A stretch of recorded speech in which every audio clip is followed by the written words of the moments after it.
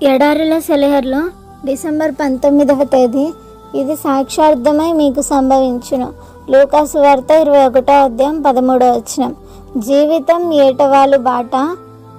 ఎవరైనా పైన నిలబడి రమ్మని మనల్ని పిలుస్తూ ఉంటే సంతోషంగా చేతులు ఊపుతూ ఉంటే బాగుంటుంది.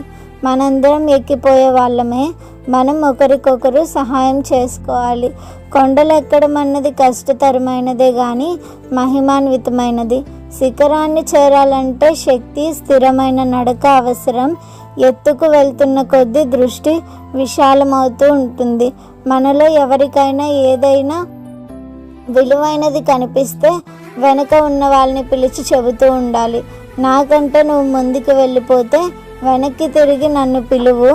ఈ రాళ్ల దారిలో నీ పిలుపు నా హృదయాన్ని సంతోషపెట్టి నా కాళ్ళను బలపరుస్తుంది.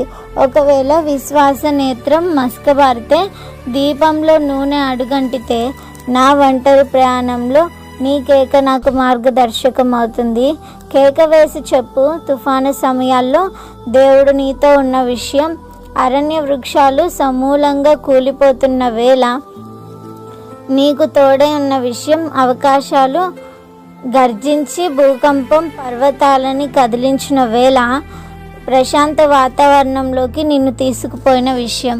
నేస్తం, వెనక్కి తిరిగి కేక వేసి చెప్పు. నీ జాడ నా కనుమరుగైంది. పందెంలో పాల్గొంటున్న వాడి ముఖం వెలిగిపోతూ ఉంటుందంటారు, కానీ నీకు నాకు మధ్య పొగమంచు పట్టింది. నా కన్ను మసకబారింది. దేవుని మాటల కోసం కనిపెట్టినప్పటికీ ఆయన మహిమను చూడలేకపోతున్నాను. కానీ నీ ప్రార్థనను దేవుడు విన్నాడని చెప్తే, పాపపు అంధకారంలో గుండా నిన్ను నడిపించాడని నువ్వు చెప్తే నా మనసు తేలికవుతుంది. ఈ రాళ్ల దారిలో నా కాళ్ళకి బలం చేకూరుతుంది. నేస్తం, నువ్వు కాస్తంత ముందున్నావు. నువ్వు వెనక్కి తిరిగి కేక వేసి చెప్పు. Praise the lord.